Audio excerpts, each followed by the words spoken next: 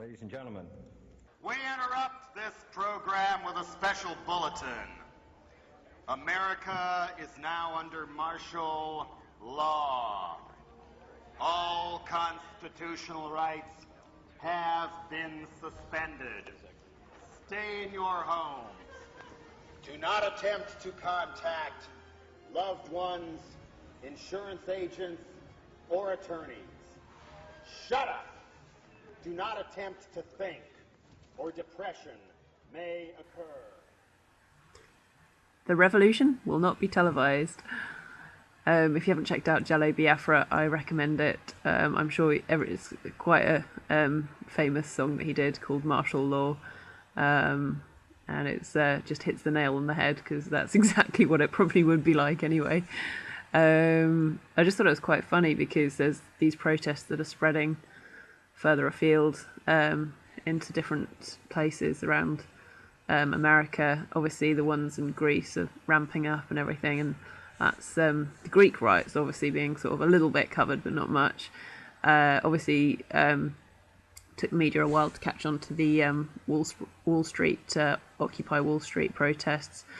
I still haven't really sort of decided what I think about the Occupy Wall Street. It's good in some ways, but I think the worry is that, is it going to get hijacked by, you know, some group or some internal force that's going to basically end up being a force not so much for good but for worse. So I think people need to be aware of, you know, agent provocateurs, and kind of ask themselves what do they want the outcome to be other than merely protesting. Having said that, obviously that some people have got very strong views about it. Some people are saying that the whole anonymous group are basically leading people into a trap. You know, you hear all these. There was this message from Anonymous where they say that, you know, if the politicians and the New York Police Department or whatever don't do certain things by a certain time, then there's going to be a certain end result. And I think they said that the deadline was like tomorrow, so I guess we'll see what happens, if anything happens. But I don't know. I don't know much about all of that, so I can't say for sure what I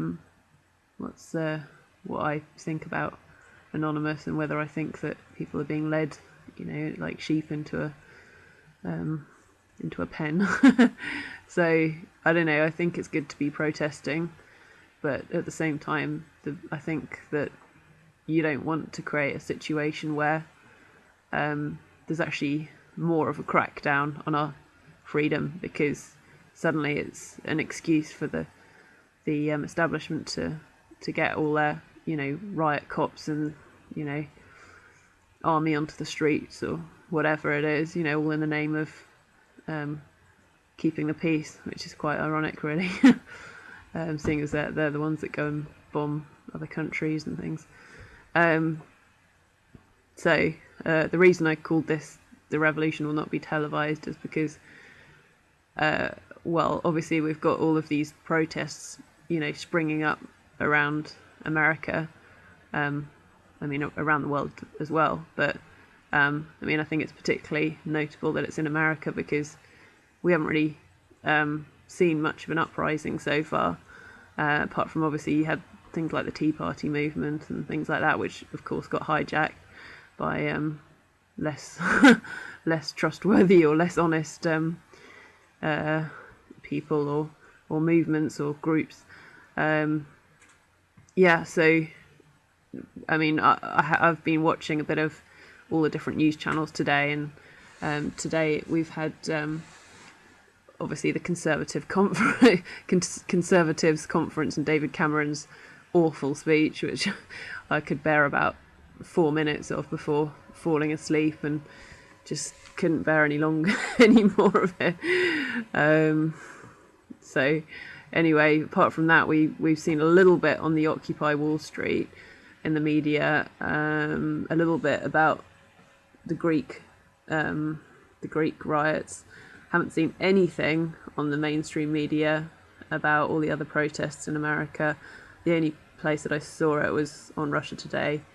So I think it's kind of true in a way that if there is a revolution taking place, that the mainstream media would do everything in its power to try and quell any dissent, and to try and not report on it, and to try and make everyone just think that, you know, everything's just hunky-dory and there's just a few weirdos out there who want to protest. And, you know, we saw back in England people like Brian Hoare, who obviously devoted, you know, a large chunk of his life to standing up against what he believed in, and that took the form of pitching his tent outside Westminster.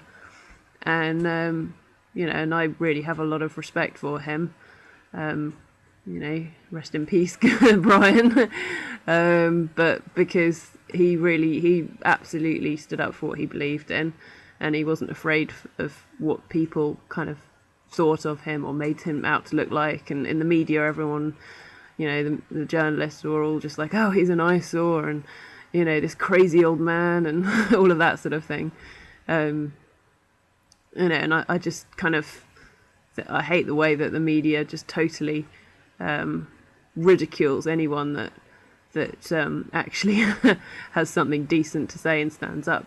You know, it's the same with any of the celebrities that have come out and been sort of so-called like truth seekers or whatever, and or, you know, questioned like 9/11, or questioned you know, war in Iraq, or questioned loads of things, and they get ripped apart in the media as well, and they get kind of demonized and made to look crazy, and I just think I mean, Fox News is the worst for that.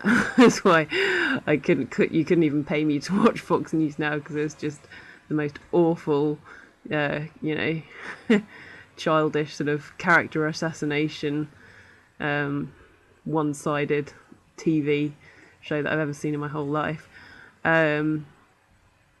So yeah, I mean, all of these things, protests that are starting to happen, that are springing up, who knows kind of what it will lead to. I think the trouble is with protests alone, a lot of the time don't end up having a massive effect, just because, you know, the politicians, they just turn around, they're just like, oh, a few of the peasants on the streets, you know, the proletariat are you know, are protesting, and let them eat cake kind of thing, and we'll just get on with our, you know, billionaire lifestyles and our warmongering and our corruption and everything else. So I think the way forward is definitely, you know, lawful rebellion, and taking being kind of very clever about the way that we go about creating a different kind of society, and a different kind of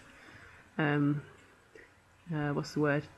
I don't know, changing the status quo, because it's all very well sort of bringing about change, but we want to bring what kind of change do we want to bring about? And we don't want to end up, firstly, we don't want to end up becoming what we're fighting, and we don't want to end up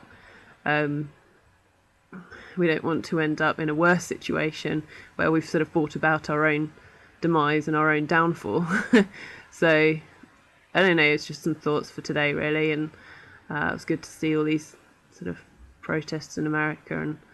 And I think there's a poll that I saw today that 99% of Americans say they feel poor. Well, that's not really surprising, seeing as in America 1% of the total population own more than the total, have more wealth put together than 90% of the population of America. So everyone talks about America being, you know, the land of the free and the land of opportunity, but in fact it's just, you know, I would say going to somewhere like India or China, or, you know, I don't know, anywhere in the world other than America, you're probably going to have more of an opportunity of an equal society. I mean, America it's kind of got this glossy facade, but you know, and this isn't more again. It's not about the American people, of course, because most of them are decent people. It's more about the American politicians and the American sort of corporate fascist dictatorship that they've got going on. So that's all I was going to say for now. I think that yes, the peasants should revolt. So I'm all for that, but we need to be careful which direction we take it in, and don't allow people to hijack it for their own ends and for negative outcomes and for more brutality. And I think it's important to remain aware of the fight. So I better go because I think Fudge is chewing something and I don't know what it is. So bye for now.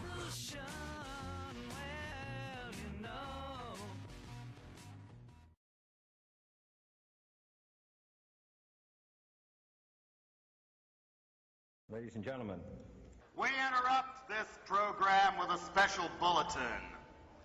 America is now under martial law. All constitutional rights have been suspended. Stay in your homes. Martial law, and it's just hits the nail on the head, because that's exactly what it probably would be like anyway.